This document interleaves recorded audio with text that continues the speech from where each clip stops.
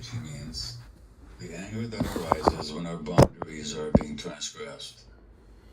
If I were to infringe on your boundaries, either physically or emotionally, the healthy anger is in the moment. It protects your boundaries. If your boundaries were infringed as a child, but you could not express it, it doesn't disappear. But it's had no expression in it. But you've, sometime after you and I talked, you actually publicly acknowledged that you'd been sexually abused as a child. I did. Vengeful. At the boundary invasion, you're gonna get hurt even more. So suppressing that rage becomes a survival mechanism. Nothing wrong with it. It's the right thing to do. You don't do it, your brain will do it for you automatically as a way of preserving your life or your relative safety. But the rage doesn't go away.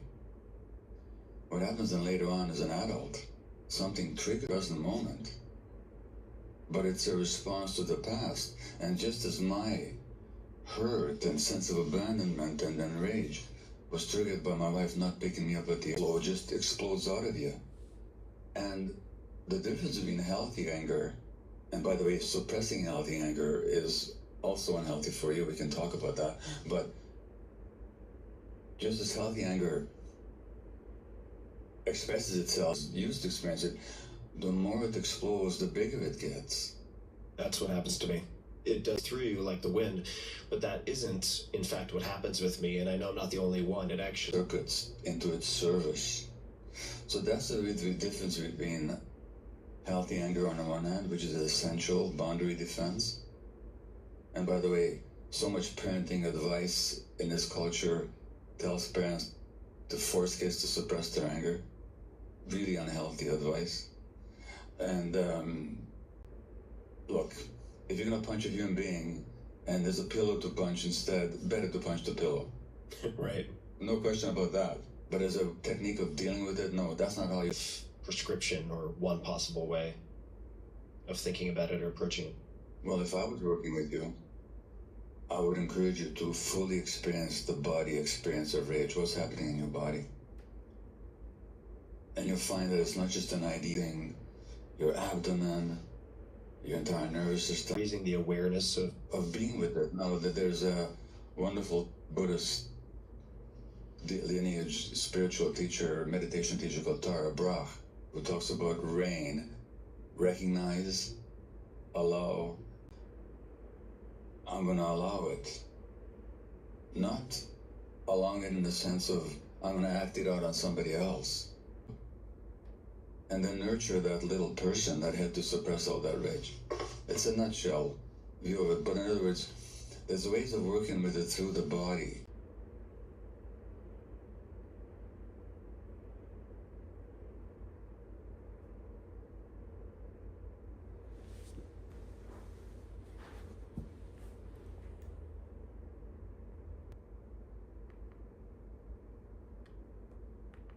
When I realized that losing your temper was a sign of weakness, as soon as I made that connection, I said to myself, this is weak, I'm gonna try not to do it anymore.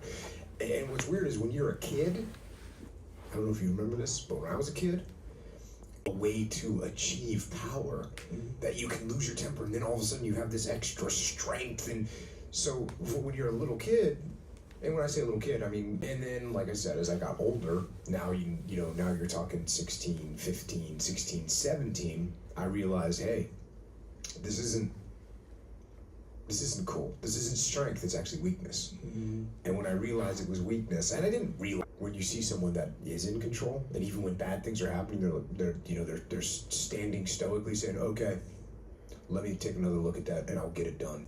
Again, you got to be able to detach from this and no matter what's happening. Mm-hmm. Whether it's people are doing the wrong thing or you just want to be the guy that's, hey, okay, come back over here, we need to redo this. You just want to be that guy. Mm-hmm. That's way more impressive than the guy that says, I can't believe this. Don't be that person. So, and I've talked about this before, what are the pre-event indicators, right? Is it you raise your voice and you start doing that stuff? Do you start to heavy breathing? Do you flare your nostrils, right? Because head, shaking or whatever. Just like these things. What is it? What indicators do you have when you know that you're starting to feel that? And as soon as you feel that, you detach. You go, oh, that's what that is. That's an indicator. And it's a weakness. Mm-hmm. And I don't like weakness. So I'm not going to allow it. You know what? Here's a good one. You want to get through that moment? I'll just slowly nod my head like I understand. Yeah. And then you see whatever, guys will count to 10. You tell your little kids that. Tell your little kids when they start losing their temper, you need to count to 10. Count to 10. Count to 100. Count to 1,000, whatever it is you got to do, and get control. Because, like I said, if you're losing control, it's not strength, it's weakness. Howdy, y'all. If you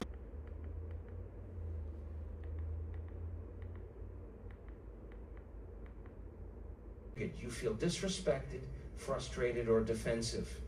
And without realizing it, you are reinforcing the very patterns keeping you stuck in the past. But what if you could break free? What if no one could control how you feel ever again?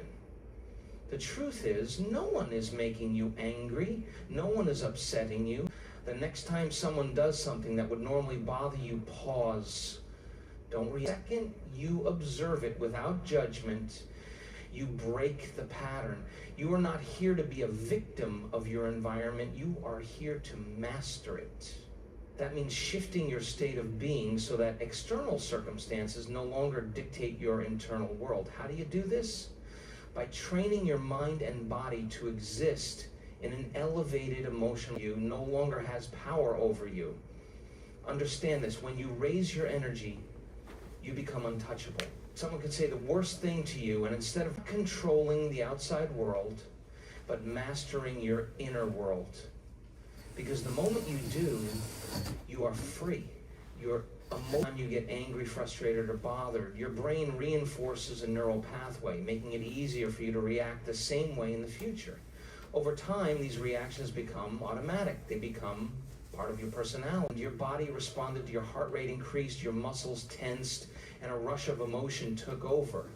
That reaction felt the same way. But here's the truth. You don't have to keep repeating the past. The brain is either reinforcing an old neural pathway or creating a new one. If you want emotional freedom, if you want to stop. Instead of immediately reacting, become conscious of what's happening in it. You begin to weaken the old neural connections that keep you stuck. The second step is to make a new choice. Take a deep breath and do something different. Instead of engaging in anger, shift your attention. Instead of playing out the same, repetition is the key. The more you practice a certain road, the deeper and stronger it becomes. If you've spent automatic and deeply ingrained, but when you start choosing a new response, you begin carving out a new road.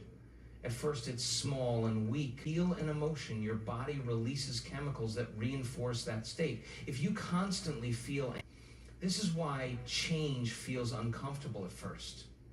Your body craves the emotions it's used to of gratitude. You recondition your brain and nervous system. Your body no longer needs to bother you, no longer have power over you. You want to live by. If you want to feel calm, if you sit down and intentionally feel gratitude, love, and peace, one of the most powerful tools for this process. When you meditate, you slow down the brain waves that keep you training your brain to live in a new reality. Change. The same situations that once triggered you no longer affect you. Your brain is no longer wired for reaction, it's wired for mastery. Every emotion you feel is the result, but the truth is, their reaction is not about the present moment. It's easier for you to feel the same emotion, and the more automatic that route becomes. Over time, it turns into a highway, and your brain takes that route without conscious effort. This is why some people seem to get triggered by everything, while others remain calm in any situation. It's not because life is treating them differently, it's because their brains are wired differently. If you want to, most people react emotionally without even realizing it. Someone says something negative and immediately their body tenses, their heart rate increases, and their mind is flooded. Space between the trigger and your response. That space is where transformation begins. The next step is to interrupt the pattern. Changed. When you feel yourself starting to react without attaching a story to it, and begin forming new ones. This frustration, then frustration feels familiar, even if it's destructive. Your body craves those stress chemicals because it has been conditioned to rely on them. But the more you choose a different response, the more muscles resist. It feels uncomfortable. Your body wants to return to its bliss. The same principle applies to your emotions. If you've spent years normal, one of the most effective ways to accelerate this process is visualization. Your brain doesn't know the difference between a real experience in a situation that would normally trigger a new reality before it even reactive state to a state of conscious awareness. In this state, you can observe your thoughts and emotions without being the less reactive you become in your daily life. This is not about suppressing emotions. The more you practice shifting your emotional state, cause stress no longer affect you the same way. And without even trying to control the outside world, you wake up in the morning, check their phones, and immediately allow external stimuli to dictate how they